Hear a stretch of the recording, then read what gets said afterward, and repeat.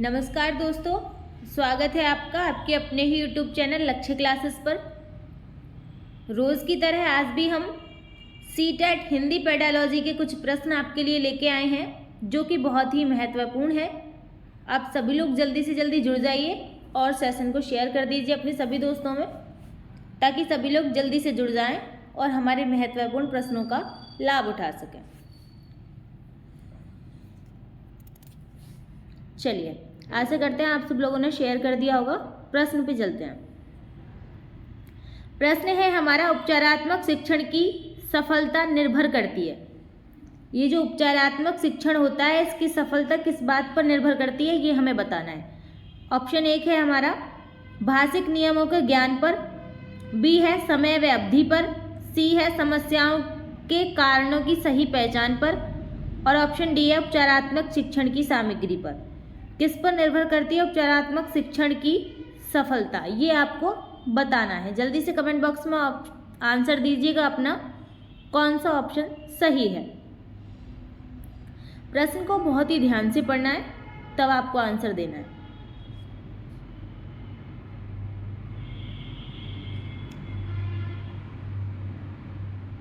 चलिए आंसर लगा लेते हैं, क्या होगा। भाषिक नियमों के ज्ञान पर, ये ऑप्शन नहीं होगा। समय व अवधि, ये वाला भी ऑप्शन नहीं होगा। कौन सा ऑप्शन होगा? ऑप्शन नंबर सी हमारा बिल्कुल सही है, समस्याओं के कारणों की सही पहचान। उपचार हम तभी तो करेंगे जब हमें किसी समस्या के कारण की पता चलेगी, किस कारण से ये समस्या बनी है। सबसे पहले हमें समस्या के कारण को जानना होगा कि समस्या का कारण क्या है, तब हमें पता चलेगा कि इसका उपचार हम कैसे कर सकते हैं। ठीक है, अब डी ऑप्शन है हमारा उपचारात्मक शिक्षण की सामग्री पर। सामग्री से हम क्या करेंगे? बहुत सारी हमने सामग्री इकट्ठी कर ली, इससे हम क्या कर सकते हैं? यदि हमें समस्या ही नहीं पता कि समस्या है क्या, तो पहले हमें समस्या को जानना है। चलते हैं अगले प्रश्न पर। प्रश्न है हमारा, हिंदी की कक्षा में प्राय हिंदीतर भाषी बच्चे हिंदी सीखने में अनेक कठिनाइयों का सामना करते हैं, क्यों करते हैं अनेक कठिनाइयों का सामना? ए ऑप्शन है हमारा, वे मन लगाकर हिंदी नहीं सीखते। बी ऑप्शन है, हिंदी सीखने के प्रति उनमें अरुचि होती है। सी ऑप्शन है हमारा, हिंदी बहुत कठिन भाषा है। डी ऑप्शन है हमारा, प्राय हिंदी और उनकी मातृभाषा की संरचना में अंतर होता है। कौन सा ऑप्शन सही है ये आपको बताना है।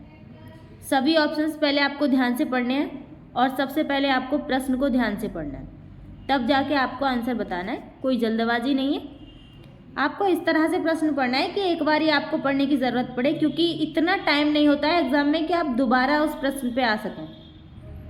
इतना ही टाइम होता है कि बस एक बार ही पढ़ सकें उस प्रश्न को। यदि आप दो बार प्रश्न को पढ़ेंगे, इसका मतलब है कि आपके लिए टाइम कम बचेगा पीछे।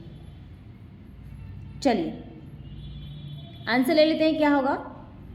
वे मन लगाकर हिंदी नहीं सीखते, ऐसा नहीं होगा। हिंदी सीखने के प्रति उनमें अरुचि है, ऐसा भी नहीं होगा भाई। हिंदी बहुत कठिन भाषा है, ऐसा भी नहीं होगा। क्या होगा? प्राय हिंदी और उनकी मातृभाषा की संरचना में अंतर होता है।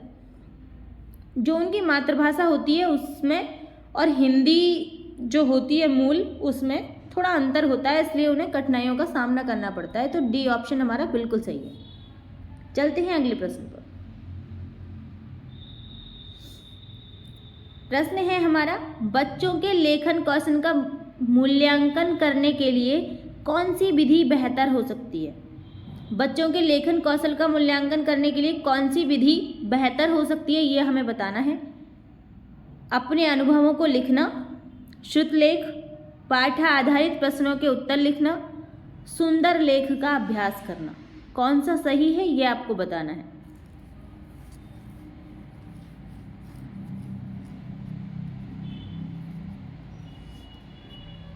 चलिए आंसर ले लेते हैं, क्या होगा।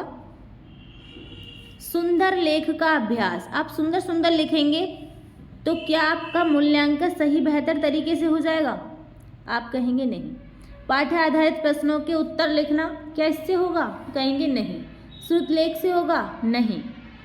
हमें क्या करना है? मूल्यांकन की बेहतर विधि, ए ऑप्शन अपने अनुभवों को लिखना। आपको हमेशा याद रखना है जिसमें बच्चा स्वतंत्र है वही विधि सबसे ज़्यादा प्रभावी और सबसे ज़्यादा बेहतर है। ठीक है, अब अपने अनुभवों को लिखेगा तो बच्चा स्वतंत्र है लिखने में, वो कुछ भी लिख सकता है, जो उसके मन में आएगा, जो उसके अनुभव कहेंगे वह वो लिखेगा।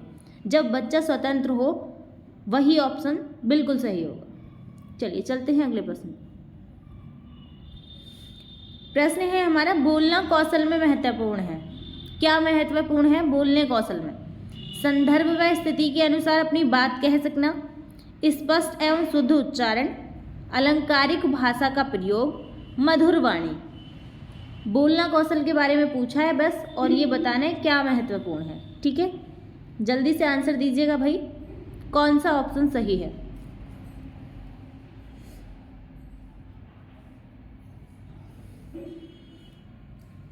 चलिए आंसर ले लेते हैं, क्या होगा? मधुर वाणी। क्या मीठा बोलना कौशल होता है? आप कहेंगे ऐसा नहीं होता। अलंकारिक भाषा का प्रयोग करना कौशल होता है? आप कहेंगे नहीं। स्पष्ट एवं शुद्ध उच्चारण होता है? आप कहेंगे ऐसा भी नहीं होता, लेकिन 50% सही है ये। ए ऑप्शन, संदर्भ व स्थिति के अनुसार अपनी बात कह सकना, जो स्थिति है उसके अनुसार अपनी बात को रखना बोलना कौशल है। ठीक है, चलिए चलते हैं अगले प्रश्न पर। प्रश्न है हमारा, एक भाषा शिक्षक के रूप में सबसे बड़ी चुनौती है। यदि आप एक भाषा शिक्षक हैं तो आपके लिए सबसे बड़ी चुनौती क्या है, ये हमें बताना है। ठीक है, बच्चों को भाषा सीखने के महत्व से परिचित कराना, बच्चों की भाषा को संचार साधनों के प्रभाव से मुक्त रखना। सी ऑप्शन है, भाषा संसाधनों का अभाव है। डी ऑप्शन है, बहुभाषिक कक्षा के शिक्षण के लिए उचित रणनीतियां तय करना। कौन सा ऑप्शन सही है ये आपको बताना है। जल्दी से कमेंट बॉक्स में बताइए कि आपको कौन सा ऑप्शन सही लग रहा है।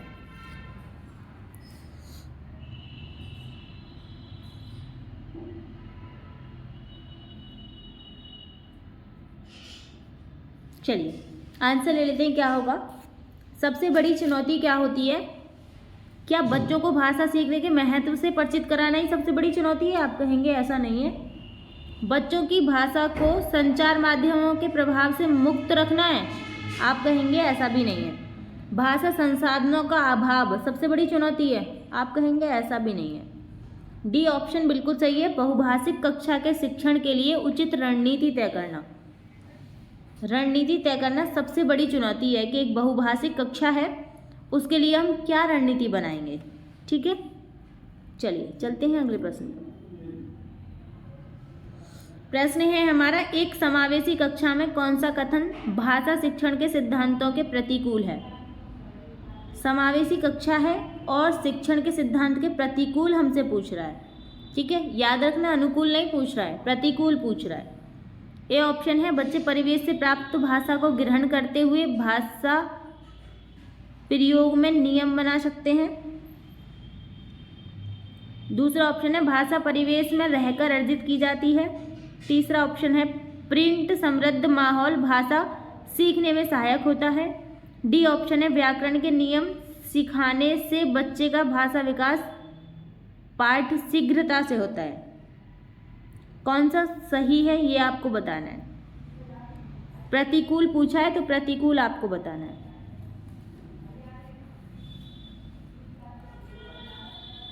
चलिए आंसर ले लेते हैं, क्या होगा? प्रश्न के अकॉर्डिंग डी ऑप्शन बिल्कुल सही है। ठीक है, व्याकरण के नियम सिखाने से बच्चों का भाषा विकास पाठ शीघ्रता से होता है। ठीक है, ये पाठ यहाँ पे मिस्टेक हो गई है, ये पाठ नहीं है, भाषा विकास शीघ्रता से होगा, यही ठीक है। चलते हैं अगले प्रश्न पर। प्रश्न है, एक बहुसांस्कृतिक कक्षा में आप एक भाषा शिक्षक के रूप में किस बात को अधिक महत्व देंगे? एक बहुसांस्कृतिक कक्षा है और उसमें आप एक शिक्षक हैं, तो आप किस बात को अधिक महत्व देंगे ये आपको बताना है। ए ऑप्शन है, पाठ्य पुस्तक के प्रत्येक पाठ को भली भांति समझाना। बी ऑप्शन है, बच्चों को व्याकरण सिखाना। सी ऑप्शन है, स्वयं शुद्ध भाषा प्रयोग। डी ऑप्शन है, बच्चों को भाषा प्रयोग के अधिक से अधिक अवसर देना। जल्दी से कमेंट बॉक्स में आंसर दीजिएगा कौन सा सही है।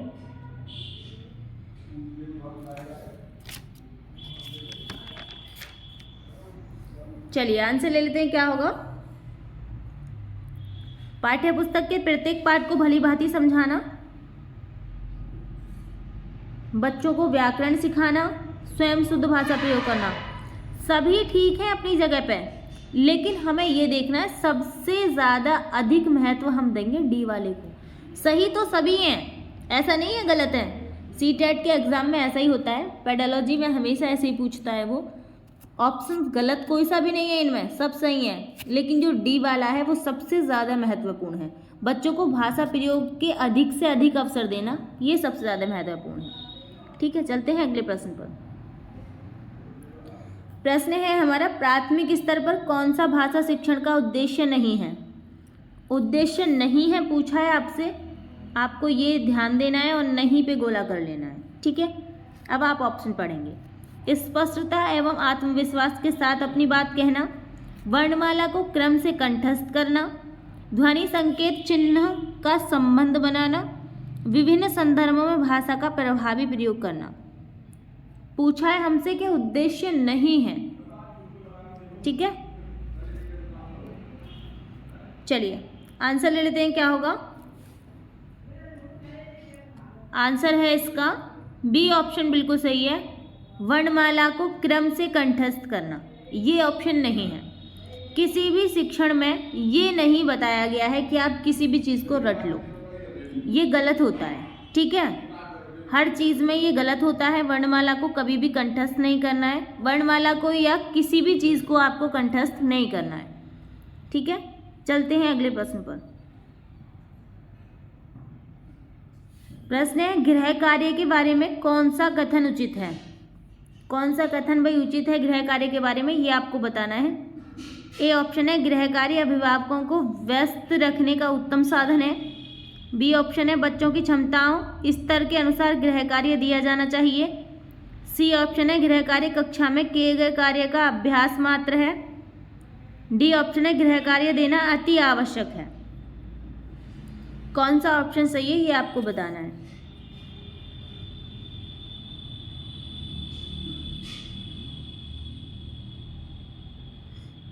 चलिए आंसर ले लेते हैं, क्या होगा।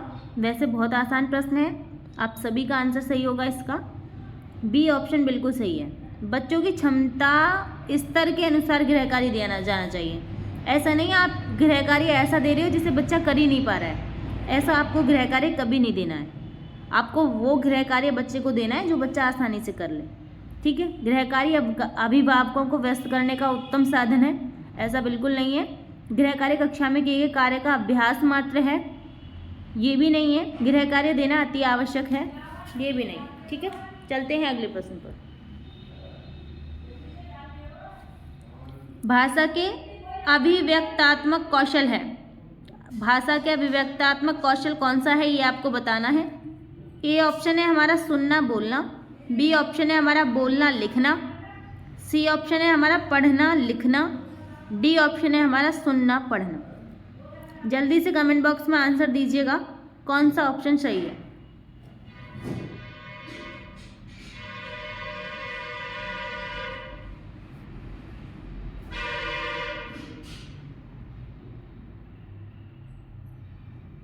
चलिए आंसर ले लेते हैं, क्या होगा। भाषा के अभिव्यक्तात्मक कौशल कौन से हैं।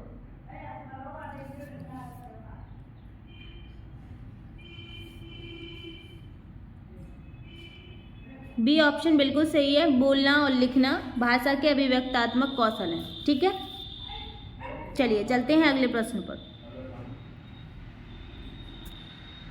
प्रश्न है हमारा, प्राथमिक स्तर पर बच्चों की भाषा शिक्षण के संदर्भ में निम्नलिखित में से कौन सा कथन असत्य है। असत्य पे गोला कर लेना है क्योंकि हमें असत्य ही बताना है। ए ऑप्शन है, बच्चे समृद्ध भाषा परिवेश में सहज और स्वतः रूप से भाषा में परिमार्जन कर लेंगे। बी ऑप्शन है, बच्चे भाषा की जटिल और समृद्ध रचनाओं के साथ विद्यालय आते हैं। सी ऑप्शन है, बच्चों की भाषा संकल्पना और विद्यालय में प्रचलित भाषा परिवेश में विरोधाभास ही भाषा सिखाने में सहायक होता है। डी ऑप्शन है, सुधार के नाम पर की जाने वाली टिप्पणियों व निरर्थक अभ्यास से बच्चे में अरुचि उत्पन्न हो सकती है। कौन सा ऑप्शन सही है ये आपको बताना है। जल्दी से कमेंट बॉक्स में आंसर दीजिएगा कौन सा ऑप्शन सही है।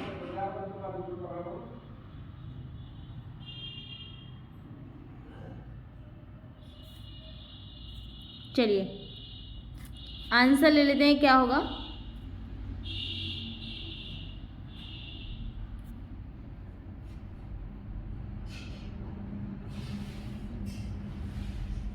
सी ऑप्शन बिल्कुल सही है भाई। बच्चों की भाषा संकल्पना और विद्यालय में प्रचलित भाषा परिवेश में विरोधाभासी भाषा सीखने में सहायक होता है। ठीक है, ये सही है, इस उद्देश्य से सही है क्योंकि प्रश्न में असत्य पूछा है। ठीक है, चलिए चलते हैं अगले प्रश्न पर। प्रश्न है हमारा, भाषा कौशलों के संदर्भ में कौन सा कथन उचित है। भाषा कौशलों के संदर्भ में हमसे पूछा है तो आपको बताना है कौन सा उचित है। विद्यालयों में केवल पढ़ना लिखना कौशलों पर ही बल देना चाहिए। बच्चे केवल सुनना बोलना पढ़ना लिखना कौशल क्रम से ही सीखते हैं। भाषा के चारों कौशल परस्पर अंतर संबंधित हैं। और डी ऑप्शन है, भाषा कौशलों के विकास में अभ्यास की अपेक्षा भाषिक नियमों का ज्ञान जरूरी है। जल्दी से कमेंट बॉक्स में आंसर दीजिएगा कौन सा ऑप्शन सही है। चलिए आंसर ले लेते हैं कौन सा ऑप्शन सही है। विद्यालय में केवल पढ़ना लिखना कौशल पर ही बल देना चाहिए, ये तो गलत है। बच्चे केवल सुनना बोलना पढ़ना लिखना कौशल क्रम से सीखते हैं, ये भी गलत है। भाषा के चारों कौशल परस्पर अंतर संबंधित होते हैं, सी ऑप्शन बिल्कुल सही है। चार कौशल कौन कौन से होते हैं? सुनना बोलना पढ़ना लिखना, ये चार कौशल होते हैं और इन चार कौशल जो होते हैं ये परस्पर अंतर संबंधित होते हैं, एक दूसरे से संबंधित होते हैं। ठीक है, चलिए चलते हैं अगले प्रश्न पर। प्रश्न है, पाठ में दिए गए चित्रों का क्या उद्देश्य होता है। आपने देखा होगा जो छोटे बच्चों की किताब होती है, छोटे बच्चों की क्या बड़े बच्चों की भी किसी की भी किताब होती है, उसमें चित्र दिए होते हैं। तो ये पूछा गया है कि चित्र जो होते हैं पाठ में उसका क्या उद्देश्य होता है। ए ऑप्शन है, चित्रों से पाठ्य पुस्तक आकर्षक बनती है। बी ऑप्शन है, चित्र पाठ की शोभा बढ़ाते हैं। सी ऑप्शन है, पाठ्य पुस्तक में चित्र देने का प्रचलन है। सी ऑप्शन है, चित्र अमूर्त संकल्पनाओं को समझने में सहायता करते हैं। जल्दी से कमेंट बॉक्स में आंसर दीजिएगा कौन सा ऑप्शन सही है।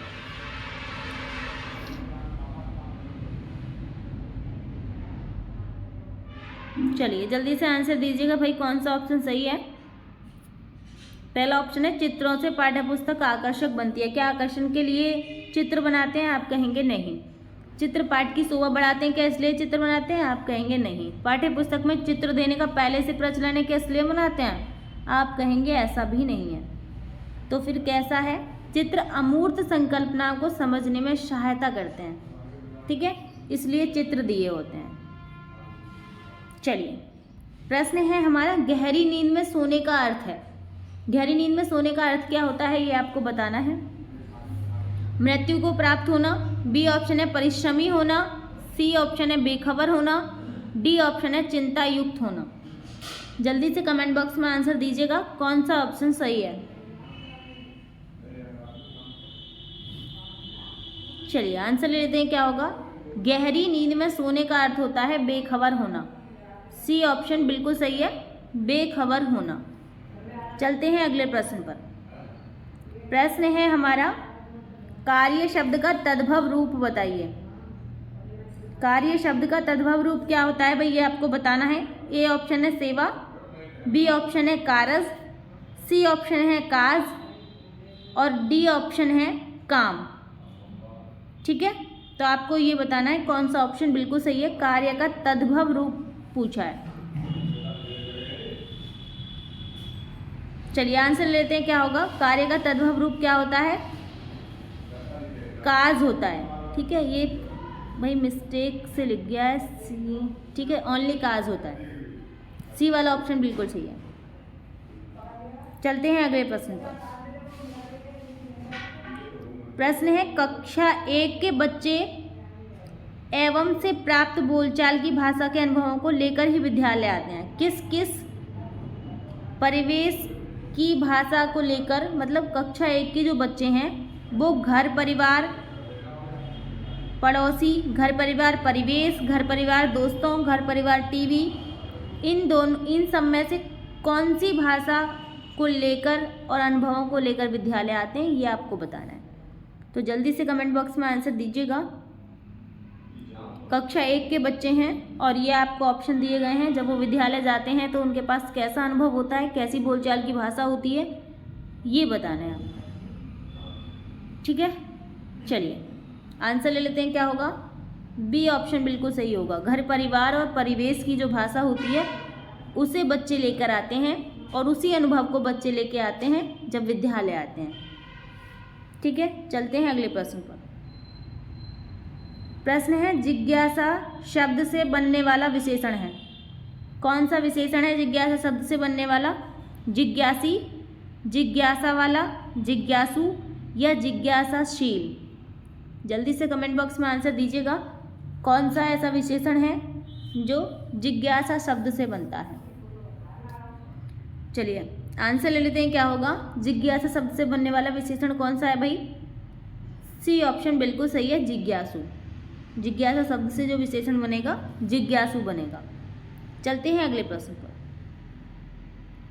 प्रश्न है, प्राथमिक स्तर पर बच्चों की घर की भाषा को अपनी कक्षा में स्थान देना जरूरी है क्योंकि घर की भाषा कैसी होती है ये आपको बताना है।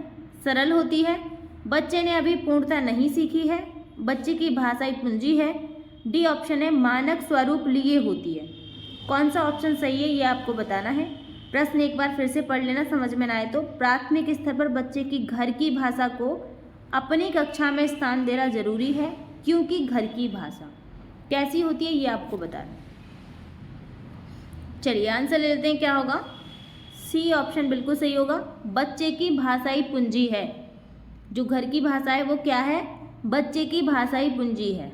ठीक है, चलिए चलते हैं अगले प्रश्न पर।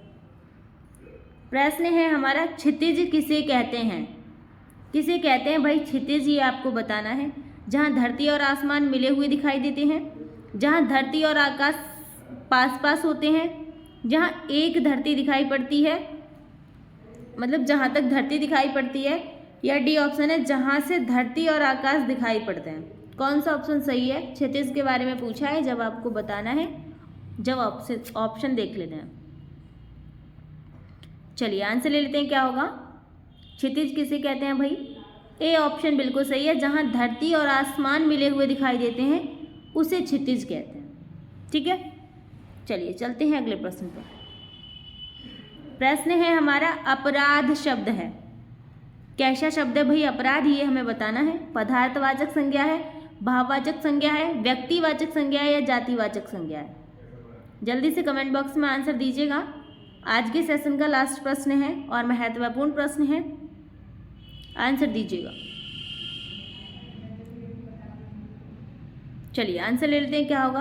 अपराध जो है बी ऑप्शन बिल्कुल सही है, ये भाववाचक संज्ञा है। ठीक है, चलिए चलते हैं। अब इतनी देर तक बने रहने के लिए भी बहुत बहुत धन्यवाद। आशा करते हैं आपको सेशन अच्छा लगा होगा। सेशन को लाइक कीजिएगा, शेयर कीजिएगा एंड चैनल को सब्सक्राइब कीजिएगा। धन्यवाद।